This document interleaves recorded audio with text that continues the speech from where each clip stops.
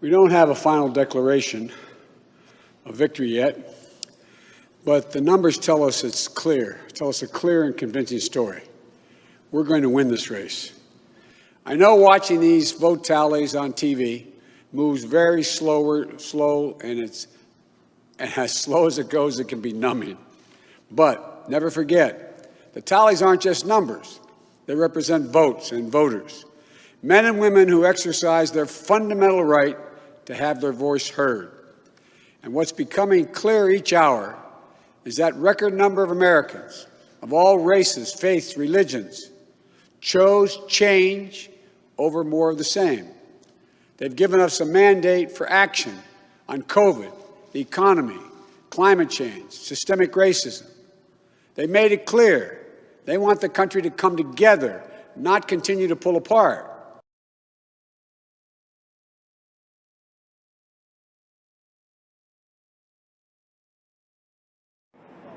Police in Philadelphia are investigating an alleged plot to attack the Pennsylvania Convention Center, where votes from the contested U.S. election are still being counted. In a Friday news conference, Philadelphia Police Commissioner Danielle Outlaw said 2 men were arrested. Their firearms were seized, as well as the Hummer truck they allegedly drove from Virginia to Pennsylvania Thursday night. At 10:27 p.m., 2 Philadelphia police officers, bicycle patrol officers, observed subject number 1, who was later identified as a 61-year-old at 1230 Arch Street, 1230 Arch Street, carrying a Beretta 9mm pistol in plain view and a holster on his hip, in the company of subject number 2, who was a 42-year-old male, who appeared to have a handgun concealed under his jacket. According to police, the 61-year-old man said he did not have a handgun permit and was placed under arrest. An AR-style rifle was also recovered from the vehicle and, according to police, approximately 160 rounds of ammunition.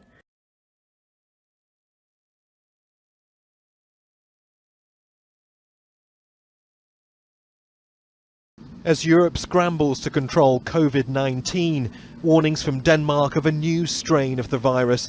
Health authorities, supported by the military, have begun culling the country's entire population of up to 17 million mink, after a mutation of coronavirus found in the animals spread to humans. More than 200 people in Denmark are now infected, and the numbers are rising.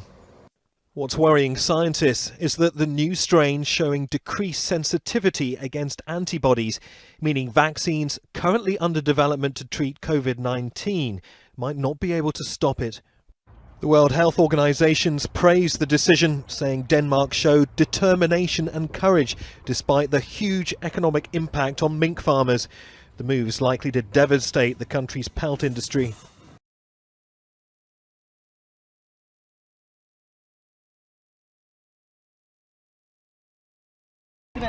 Myanmar may be heading to the polls, but these people won't have a say in any part of the electoral process. They're among the roughly 600,000 ethnic Rohingya living in the country, mostly in the northwestern state of Rakhine. But because they're not considered citizens, they've been denied the right to vote or run for parliament. A few who have tried to stand as candidates haven't got very far. One of them is Abu Tahai. His Union National Development Party hasn't been allowed to register. When he tried to run for office as an independent candidate, Myanmar's Election Commission rejected his application, saying he'd failed to prove that both his parents were citizens at the time of his birth. It's a decision Abu Tahai disputes.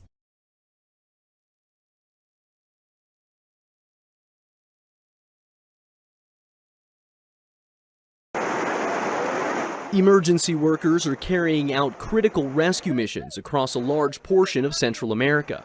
Heavy rains from the remnants of Hurricane Eta have caused widespread flooding and mudslides. The north coast of Honduras has been especially hard hit. Here, flooded roads and collapsed bridges have made it difficult for rescuers to reach those stranded by the floodwaters. On Tuesday, Eta slammed into the Nicaraguan coast as a powerful Category 4 hurricane. Despite being downgraded to a tropical storm, the slow-moving system has continued to drop torrential rains across Nicaragua, Honduras, and Guatemala. It's the worst natural disaster to hit this region in more than 20 years. On Thursday, Honduran officials issued evacuation orders, warning citizens to move quickly as weather conditions continued to worsen.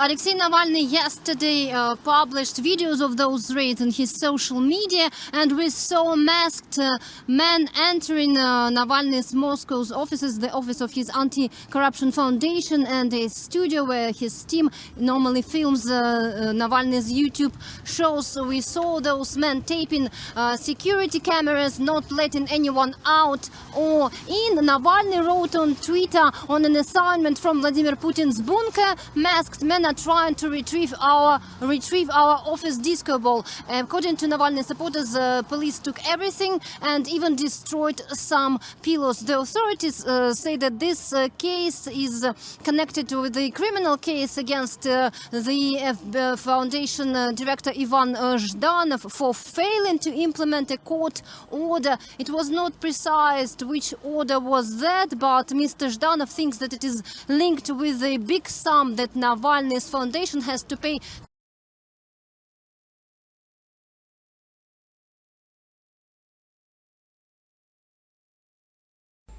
President Moon Jae-in's special advisor on foreign affairs and national security said although it is not easy, denuclearization of North Korea is not impossible.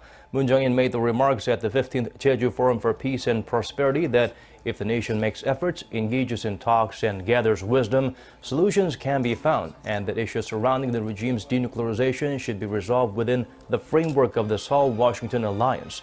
He also highlighted that nuclear issues should be discussed with China as well.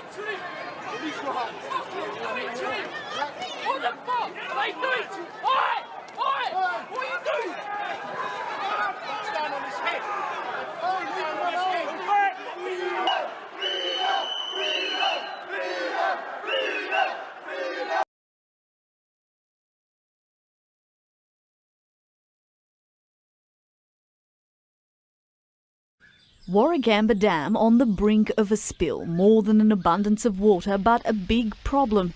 It's keeping restrictions in place. I know it can seem confusing with the levels at Warragamba Dam at what they are, but we do have some really genuine water quality issues. So inflows that you get after a rain event typically are high in suspended solids, pathogens, so bacteria. Their secret weapon inside the dam wall, water pumped from different depths to avoid the debris. There's no doubt that challenge is going to be with us for some time. It arrives here at Sydney Water's filtration site where restrictions help to manage pressure. When the water quality changes, you slow down the production of the plant, which means for a while you produce less highly treated drinking water. The number of tests has also been ramped up to ensure our water is totally safe.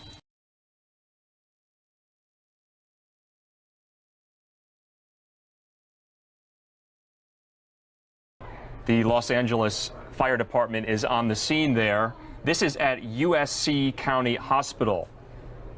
And as you can see, a helicopter is down on the helipad there.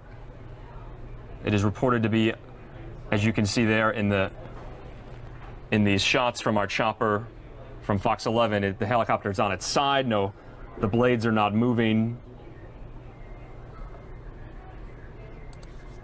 We're working on getting more information on this, these incredible pictures coming out of Los Angeles on top of the USC County Hospital where this helicopter has crashed.